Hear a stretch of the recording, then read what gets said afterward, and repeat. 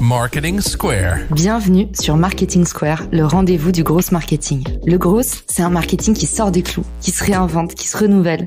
C'est aussi un mindset qui repose sur l'envie de se dépasser, de se détacher de ses opinions une bonne fois pour toutes et d'apprendre en continu. Si tu te reconnais dans cette description, que tu sois débutant ou expert, abonne-toi. Ce podcast va devenir ton meilleur allié. Imaginez un bouton qui transforme chaque prospect en rendez-vous. Voici comment ça marche. Rendez-vous sur refer.social.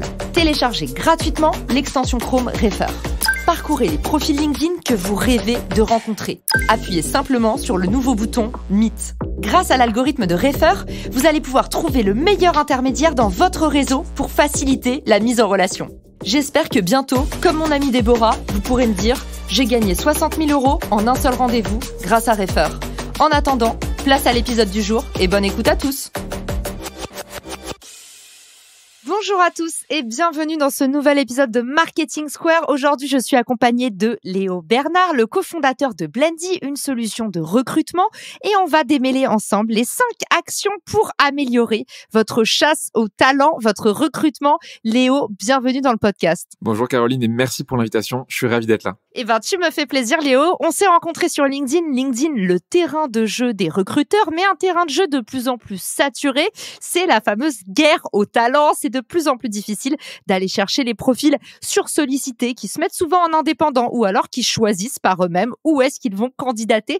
Comment est-ce que tu fais quand tu dois rechercher un type de profil en particulier dans ton quotidien? C'est quoi un peu tes outils stars? Écoute, LinkedIn reste la base. Tu vois, moi j'aime souvent dire qu'on peut appliquer la loi de Pareto que tu dois très bien connaître et en fait avec 20% de ton temps, tu as 80% des résultats. Aujourd'hui, LinkedIn sert à ça. Il y a plein de gens qui disent aujourd'hui ouais, tu peux aller chercher ailleurs que sur LinkedIn, mais en fait, il y a tellement de gens, c'est 800 millions de personnes dans le monde. Je crois maintenant ils ont passé les 900 millions si je me trompe pas. On est à 35 millions de personnes en France. Donc il y a forcément la personne que tu cherches sur LinkedIn. Donc ça reste la base. Après on peut aller ailleurs évidemment, mais LinkedIn aujourd'hui reste une source majeure de recherche. Par contre, il faut savoir s'en servir. Effectivement, 930 millions, je crois, d'utilisateurs dans le monde, 25 millions en France, donc un terrain de jeu monumental. Il y a d'autres plateformes qui sont également bien aimées des recruteurs. Est-ce que toi, tu utilises d'ailleurs les outils de recrutement de la suite LinkedIn ou est-ce qu'on n'en a pas forcément besoin ? Alors, ça dépend vraiment du type de boîte et du type de besoin. Moi, j'ai toujours été fan d'utiliser le minimum possible d'outils payants. J'étais dans beaucoup de boîtes où on était un peu des pirates, on n'avait pas le choix, on n'avait pas de budget. Et du coup, clairement, avec le LinkedIn gratuit, même pas le Sales Navigator, tu vois, ou même pas le Recruiter Lite, tu peux faire déjà beaucoup de choses si tu sais bien s'en servir. Après, évidemment, un outil comme Sales Navigator ou Recruiter Lite est intéressant si tu veux aller plus loin. Et après, les suites plus chères, moi, je les recommande que pour vraiment les grands groupes qui ont des gros besoins de collaboration, vraiment des grands volumes. Mais pour le gros des boîtes aujourd'hui en France, ça suffit d'avoir uniquement un abonnement premium classique. Ok, parfait. Et donc, la méthode que tu vas nous présenter aujourd'hui, elle est accessible et abordable pour toutes les bourses. Qu'est-ce qu'on peut attendre comme résultat en utilisant ta méthode, Léo ? C'est 5 astuces pour vraiment aller plus vite et être plus efficace dans son recrutement. Le résultat, c'est des meilleurs taux de retour et surtout des meilleurs taux de personnes qui sont intéressées. C'est ce qu'on cherche quand on chasse des gens, c'est qu'ils nous disent oui, j'ai envie de parler avec toi et éventuellement du coup de les recruter après. Aujourd'hui, avec les méthodes qu'on va partager là, on est à plus de 80% de taux de retour sur des profils classiques et plus de 50% de taux de retour sur des profils tech, ce qui sont des très hauts chiffres. Et surtout, du coup, on peut gagner du temps parce qu'en permanence, on s'organise et on optimise ce qu'on fait au quotidien. Eh ben, canon. Pour tous ceux qui en ont marre de se manger des portes, c'est parti pour la méthode en 5 actions. La parole est à toi, Léo. La première méthode, et souvent ce qu'on oublie, c'est de vraiment comprendre sa cible. Je vais rien t'apprendre en parlant de persona. Du coup, on parle beaucoup en recrutement de Ideal Candidate Profile, qui est du coup le candidat idéal. C'est pas en fait la personne qui va postuler, mais c'est celle qui, pour toi, idéalement, sera celle que tu veux attirer. Et donc pour ça, comment tu fais ? Tu peux chasser auprès de 4 types de personnes en particulier. Tu peux aller voir auprès des candidats et des candidates qui sont, ce qu'ils font, à ceux à qui tu parles au quotidien, qui vont t'aider à affiner. Tu peux aller voir auprès des leaders d'opinion sur LinkedIn. Pareil, l'influence sur LinkedIn, je pense que ça te connaît bien, donc je vais rien t'apprendre. Troisième chose, tu peux demander à tes collègues, les salariés actuels qui sont du coup en poste, et du coup voir en fait si oui ou non ils seraient intéressés aujourd'hui pour rejoindre ta boîte. C'est la 4e personne à qui tu peux parler. Du coup, c'est les communautés. Il y a plein de communautés aujourd'hui qui existent en ligne pour tous les types de métiers. Et donc, si tu demandes à tes candidats, aux leaders d'opinion, à des salariés actuels, à des communautés, du coup, tu pourras toi affiner ton persona et du coup, tu comprendras vraiment ta cible. Et ça marche beaucoup dans la vraie vie. Moi, je te donne un exemple. Quand je travaillais du coup chez Faber Novel, un jour, je devais recruter des data engineers. Je sais pas si tu connais ce que c'est un data engineer, mais moi à l'époque, je connaissais pas du tout. Et du coup, je me suis dit bon bah, on va aller voir qu'est-ce que c'est que ce métier que je ne connais pas. Et plutôt que d'envoyer des messages alors que je ne comprenais absolument pas ce que je faisais, j'en ai envoyé aux 5 premiers profils qui sont sortis, qui étaient en tête de ma recherche en tapant data engineer Paris. Et je leur ai dit salut, je connais rien à ton job et je t'offre un verre ce soir et tu m'expliques ce que tu fais parce que je comprends rien du tout. Et le soir même, du coup, j'ai pris un verre avec une personne qui m'a répondu sur les 5. Et du coup, dès le lendemain, je savais quel était le job. Je savais ce que lui, en tant que data engineer, il voulait que les recruteurs lui disent et aussi qu'ils ne lui disent pas et les raisons qui pourraient le faire bouger. Donc, en fait, en demandant à des gens d'avoir une interaction humaine et sortir un peu de LinkedIn, bah, du coup, j'en savais plus sur ce métier. Donc, première chose, c'est ça, c'est vraiment de comprendre sa cible au maximum, d'identifier son persona via ce qui est digital, mais aussi en présentiel. Et ce qui est difficile, c'est qu'en général, on a tous des besoins de recrutement, j'ai l'impression, assez larges. En tout cas, on a toujours du mal à rétrécir un peu les fiches de poste. Est-ce que tu as des petits conseils à donner pour tous ceux qui sont en train de chercher un peu le mouton à 5 pattes? Alors évidemment, on sait tous qu'il n'existe pas, mais clairement, ce que tu dis là, c'est important. La définition du besoin en recrutement, c'est la base. Ça marchera ou pas en fonction de si on définit notre besoin, et pour ça, de poser plein de questions. Souvent, c'est entre un recruteur ou un RH et entre du coup les managers qui vont recruter pour leurs équipes, et vraiment de s'asseoir pendant un minimum 1 heure. Moi, souvent, je fais 1 heure et demie de kick-off, et pendant du coup ce kick-off, qui est une réunion à 2, à 3 ou à 4, s'il y a d'autres personnes qui sont intéressées, du coup, on va vraiment définir dans les moindres détails ce qu'on cherche, et pas juste, ouais, je veux ça et ça et ça, diplômé HEC, 5 ans d'expérience, des gens qui sont intelligents, hein, n'est-ce pas? Non, du coup, tu as vraiment une liste de plein de questions, 30-40 questions, et à la fin, tu as vraiment ton portrait robot de ta cible. Donc ça, c'est la première méthode, c'est vraiment bien comprendre sa cible. Il y a d'ailleurs un truc que j'ai toujours trouvé contre-intuitif dans les boîtes, c'est que c'est les RH qui écrivent les fiches de poste parce que ça fait que c'est pas les gens du service qui sont directement sollicités en général ou qui les écrivent. Est-ce que c'est une bonne pratique de demander à la personne qui part du poste ou au manager ou à la personne en dessous de mettre en action leur intelligence collective pour écrire ensemble cette fiche de poste, ou ça peut être mal reçu par les équipes? Ah bah évidemment, clairement, les annonces qui fonctionnent le plus, c'est celles qui du coup sont pensées à 4 mains, entre du coup les RH et les recruteurs qui au quotidien parlent aux candidats et du coup savent justement leurs attentes, et entre du coup les opérationnels qui par contre connaissent vraiment leur métier. Et du coup tu peux par exemple avoir un template, avoir des bases qui sont faites, préparées par les équipes recrutement et RH. En revanche, à côté de ça, le fond va être fait par les opérationnels. Si c'est que les RH ou que les opérationnels, ça marchera pas. Que les opérationnels, ils vont être trop focus sur eux, leur métier, leur job, et ils penseront pas à comment on peut être attractif, et que les RH sont trop loin justement du métier. Donc, étape numéro 1, comprendre sa cible. Et tu nous as dit, rédiger et penser à 4 mains. J'adore. C'est parti pour l'action numéro 2. Et justement, on en parlait, le fameux message. Ouais, l'action numéro 2, c'est vraiment les messages d'approche. Là, j'ai 10 éléments qui sont vraiment importants. Je vais t'expédier les 5 premiers parce qu'ils sont moins intéressants et faire un focus sur les 5 autres. Les 5 premiers, c'est un peu les basiques. Donc, typiquement, l'objet de ton message. Du coup, l'objet, il est très simple. Tu dis que tu veux recruter quelqu'un. C'est simple, pas de fioriture. Le deuxième, tu es direct dans ton approche. Tu vas pas passer par 4 chemins. Voilà, j'ai un job qui est ouvert, est-ce que tu veux y aller? La troisième, c'est être aspirationnel, donner vraiment envie à ce que les gens du coup répondent et ensuite postulent.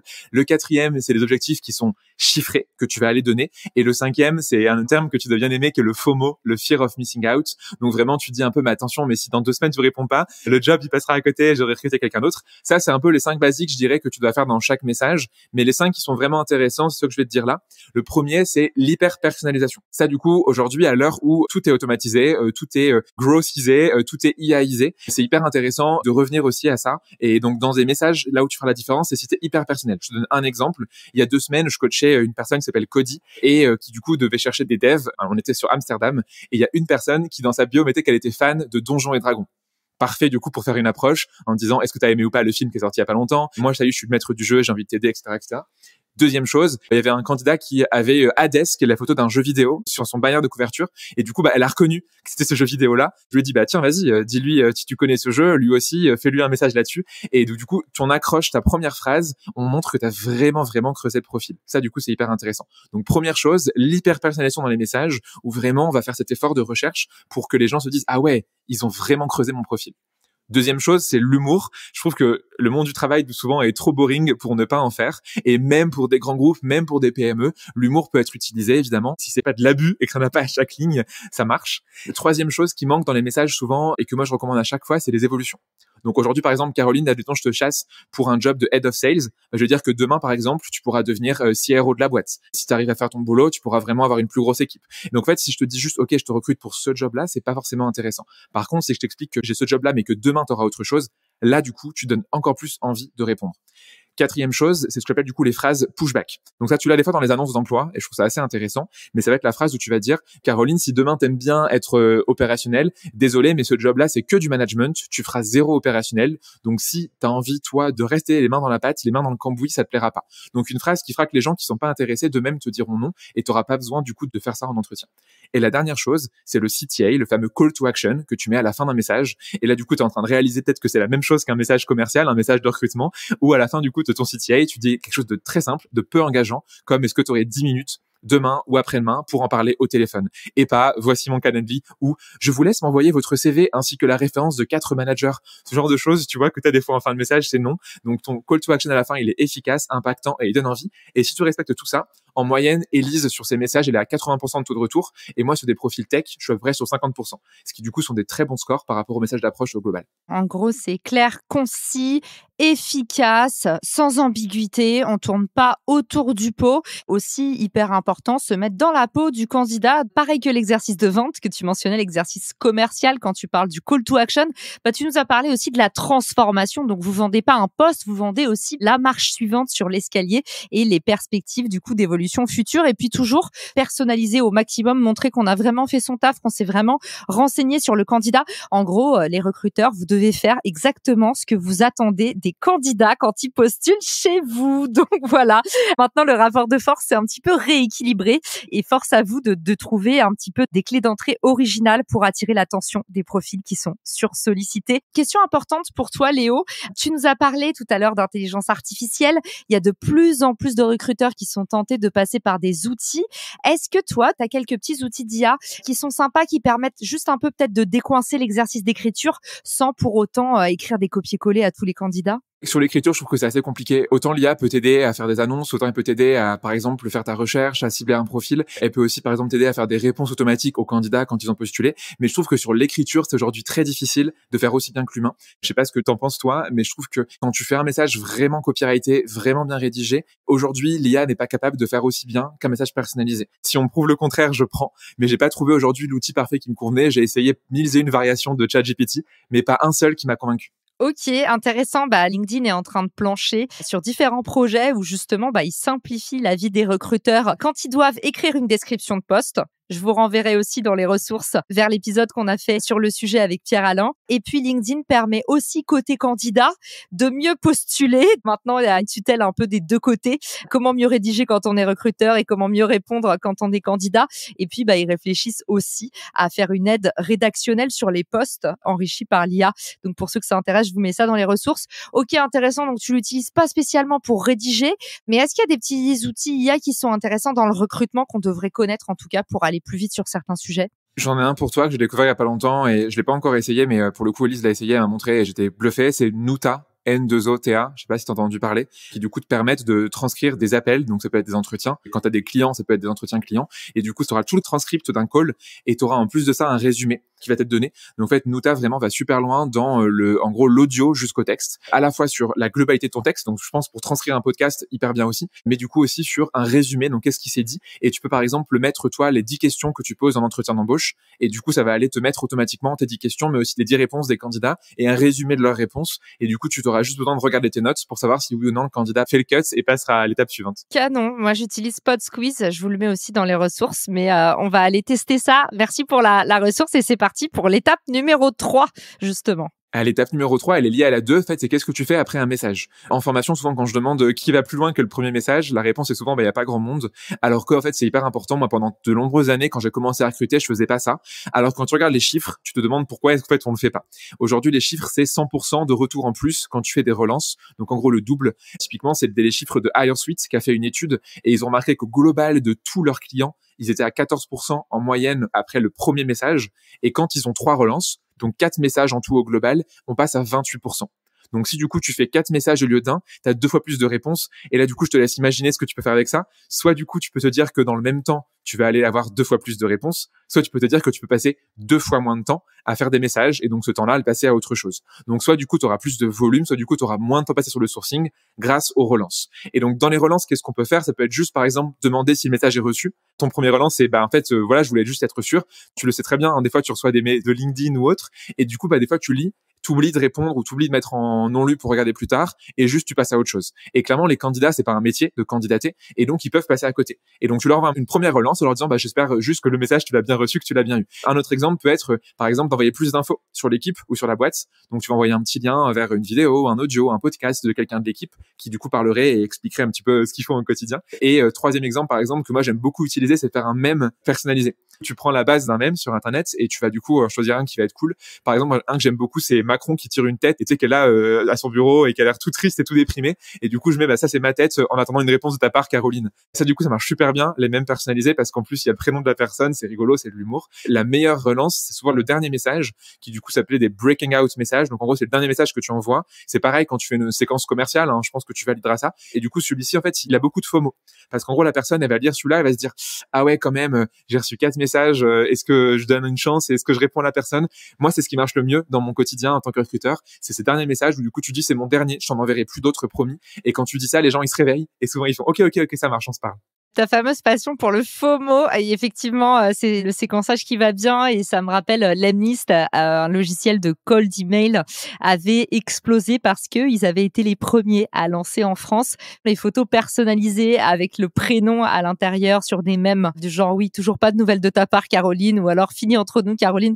Alors, j'ai tendance à penser que c'est les dernières années où on peut faire ça. Je sais pas ce que t'en penses Léo, mais j'ai l'impression qu'il y a quand même un effet de saturation, c'est un peu moins waouh qu'avant. Mais tu nous dis c'est un peu comme les jeux concours sur Insta, les gens en ont marre, mais finalement ça marche toujours quoi. Exactement. En vrai, ça peut marcher si du coup c'est fait entre guillemets avec parcimonie et du coup typiquement pour moi genre les mêmes personnalisés, je le fais que sur des chasses qui sont avec peu de volume. Je prends le temps du coup de le faire vraiment à la main et d'envoyer ça par exemple en image sur LinkedIn plus que par mail et du coup tu as ce côté artisanal qui marche très bien où les gens se rendent compte qu'en effet c'est pas un truc de masse que t'envoies parce que tu t'es amusé à personnaliser une photo avec leur prénom et ça du coup c'est hyper efficace. Ouais, carrément. Et puis, t'es pas le premier à me dire que tu utilises justement les messageries réseaux sociaux qui sont plus conversationnelles, qui font moins procédurières. Et je suis obligée, du coup, de te poser la question, quid des messages vocaux qui donnent de très bons résultats sur la chasse commerciale? Qu'en est-il pour le recrutement? Écoute, très bonne question. J'ai jamais utilisé sur la messagerie LinkedIn. Moi, je m'en servais par contre beaucoup sur WhatsApp, des vocaux. Donc typiquement, pas pour chasser, mais en cours de process pour tenir au courant mes candidats. Et ça, du coup, j'utilisais WhatsApp Business, qui marchait super bien pour faire un suivi des candidats en process. Mais c'est vrai qu'en effet, les vocaux marchent très bien et moi, je m'en sers de temps en temps pour la prospection aujourd'hui. Mais typiquement, pour du recrutement, je pense que ça peut marcher. Le seul, je dirais, chose à ne pas faire, que des fois on peut voir, alors, peut-être que tu vas me dire le contraire, mais moi, je suis pas fan de l'audio en templétisé. Il y a des gens, du coup, qui font des audios qui sont les mêmes et qui vont ensuite envoyer cet audio en mode copier-coller à tout le monde. Bah là du coup si l'audio il est pas personnel ça marche pas. Par contre un audio qui commence par salut Caroline et tu redis le prénom de la personne plusieurs fois et tu montres que vraiment tu l'as enregistré pour chaque personne, là du coup c'est efficace. Mais si par contre c'est un message robotisé voire même généré par une IA, demain ça peut peut-être arriver, là du coup pour moi c'est non. Et justement, on peut se dire, oh là là, maintenant les recruteurs sont en train de devenir les nouveaux ingénieurs. Ils ont des outils à droite, à gauche, des nouvelles technos qui poussent de partout.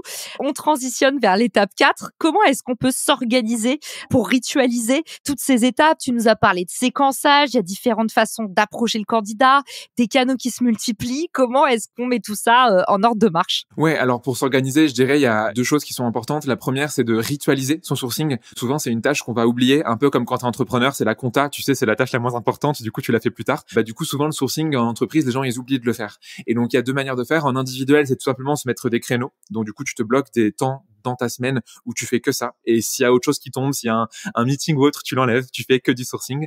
Et ce qui marche très bien, c'est de faire en collectif. Quand, du coup, je travaillais chez Choco, il y avait les équipes de cold calling, donc toutes les équipes de SDR qui font les premiers calls auprès des clients. Ils faisaient du cold calling ensemble. Et donc, du coup, tu vois, ils appelaient des clients à plusieurs et ils donnaient des tips au fur et à mesure. Bah, ça, tu vois, moi, je trouvais ça, j'étais un peu jaloux. Pourquoi ils ont leur rituel et pas nous?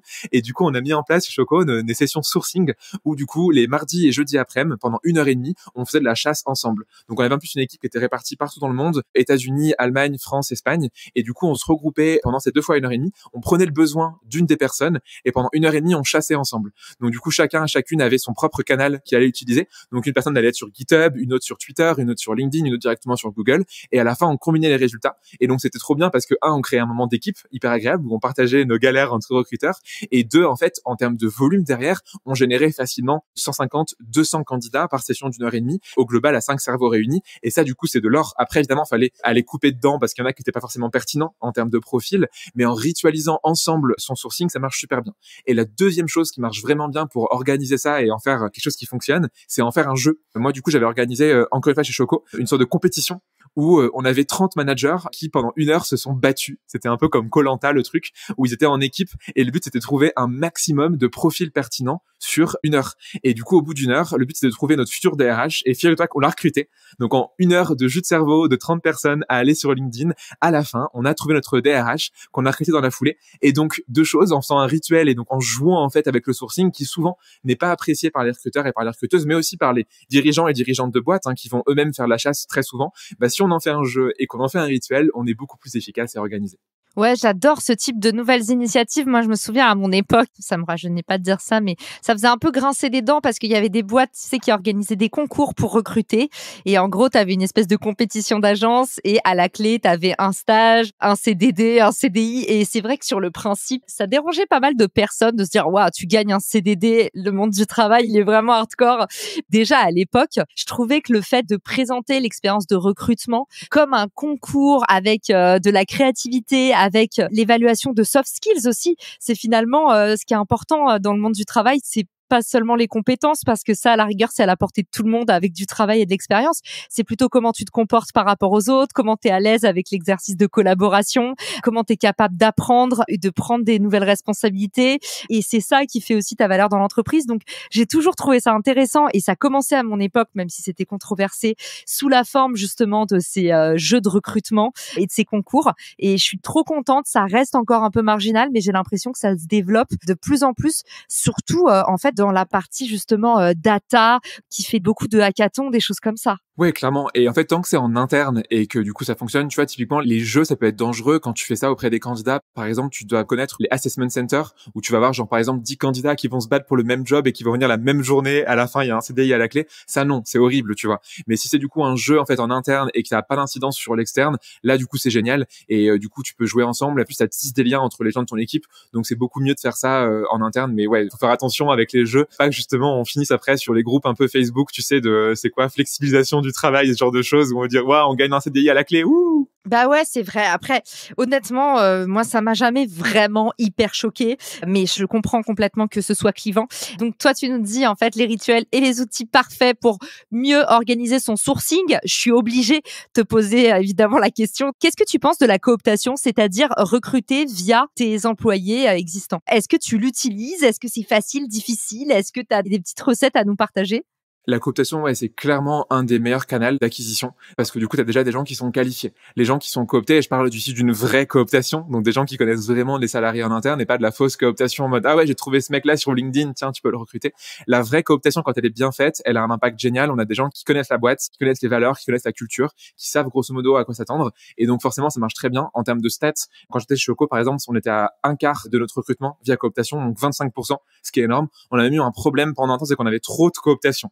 Et du coup, quand t'as trop de cooptation, t'as un peu ce côté clonage où t'as les gens qui viennent des mêmes écoles ou des mêmes milieux et du coup, c'est pas dingue pour la diversité et l'inclusion. Donc, ça allait en fait en opposé avec notre objectif de D&I et donc on a réduit la cooptation et donc en fait, on imposait aux gens de faire un peu moins de cooptation, ce qui est le paradoxe ultime. Mais quand elle est vraiment bien utilisée, la cooptation, c'est un outil extraordinaire qui fonctionne super bien. Et on est déjà à l'ultime étape. Par quoi est-ce qu'on finit? Alors ça va te plaire parce que c'est quelque chose dont tu parles beaucoup dans tes épisodes, c'est mesurer en permanence ce qu'on fait et du coup s'améliorer. Pour du coup mesurer parce que clairement si t'as zéro data, tu sais pas si tu fais bien ou si tu fais pas bien. Déjà d'être bien outillé. Par exemple pour ça un truc qui est vraiment pertinent, c'est faire du sourcing en interne parce que souvent quand on pense chasse, quand on pense sourcing, on pense à des nouveaux candidats et nouvelles candidates, mais on oublie qu'on en a plein souvent qui sont dans nos bases de données, dans nos ATS, les logiciels de recrutement, mais aussi du coup sur les tableaux Excel ou autres. Et là-dessus il y a un outil que j'aime beaucoup qui s'appelle Lymia, qui fait ça super bien, c'est LYMIA et du coup tu peux vraiment sourcer dans ta base de données en interne. Deuxième chose, c'est des outils qui viennent vraiment organiser le sourcing au global. Un outil que j'aime beaucoup, moi, c'est HireSuite, qui permet de faire ça, où en fait, tu peux vraiment créer tes séquences, tes relances, tu peux faire un suivi de tes campagnes, et surtout, tu peux comparer par équipe. Donc, tu peux voir, par exemple, que la campagne de telle personne marche mieux que telle autre, et que, par exemple, le 4e message est super efficace, ou que ce nouveau template qu'on a essayé, finalement, il marche pas du tout. Et du coup, HireSuite permet vraiment ça, d'organiser en interne ces séquences, et d'être beaucoup plus efficace dans notre sourcing. Et pour mesurer, soit on se sert de ces outils-là, soit on sert de LinkedIn si on fait tout sur LinkedIn, c'est bien la condition, parce qu'il y a des gens qui servent de LinkedIn pour traquer, mais si par contre tu chasses des gens en dehors de LinkedIn, bah ça va pas s'agréger le tout. Et donc là-dessus, on peut juste avoir un Google Sheets ou un Notion, tout simplement, qui vient être utilisé pour faire de la mesure, si jamais on n'a pas d'autres outils à part qu'on paye. Deuxième chose qui est important, c'est faire de l'A/B testing. Donc là, typiquement, toujours tout comparer en permanence. Si on a, 100 profils à contacter, on va pouvoir essayer 50 personnes sur un message, le message A, et 50 personnes sur un autre message, le message B, et comparer in fine. Je pense que je ne t'apprends pas l'A/B testing, mais du coup, en recrutement, on se sert aussi de cette méthode-là, et du coup, on va aller voir ce qui marche le mieux en termes de séquence, en termes de relance. Et donc, typiquement, après des mois et des mois de pratique, on arrive à trouver les messages parfaits et les séquences parfaites qui convertissent le plus de candidats. Et dernière chose, je dirais, c'est vraiment de faire une rétrospective. Donc là, tu vois, on va un peu piquer ce qui se fait dans les équipes produits et les équipes tech. À la fin de chaque session de sourcing, qui peut durer 1 semaine, 2 semaines, 1 mois, en fonction du besoin, on va vraiment mesurer ce qui s'est passé et on va se réunir entre les managers qui ont fait le besoin, les équipes sourcing et les équipes recrutement, potentiellement les équipes RH ou autres. Et on va du coup regarder, OK, qu'est-ce qui a marché ou pas? Et tu peux utiliser le template start, stop, continue. Donc sur cette séquence-là, par exemple, qu'est-ce qu'on commence à faire pour la prochaine parce qu'on l'a pas fait? Qu'est-ce qu'on arrête parce que c'est pas efficace? Et qu'est-ce qu'on continue parce qu'il y a des bons résultats? Donc en étant bien outillé avec un outil comme HireSuite par exemple, en faisant de l'A/B testing et en faisant une rétro à chaque fin de session de sourcing, tu peux en permanence voir du coup ce qui marche ou pas et très régulièrement du coup améliorer tes pratiques pour du coup recruter, sourcer en tout cas efficacement les candidats qui te correspondent le plus. Génial. Eh ben, tu m'as convaincu. Effectivement, j'adore cette dernière étape, même si souvent elle semble fastidieuse. C'est là que le bas blesse et c'est ça qui va déterminer en fait que ce que vous faites va vraiment s'améliorer en continu.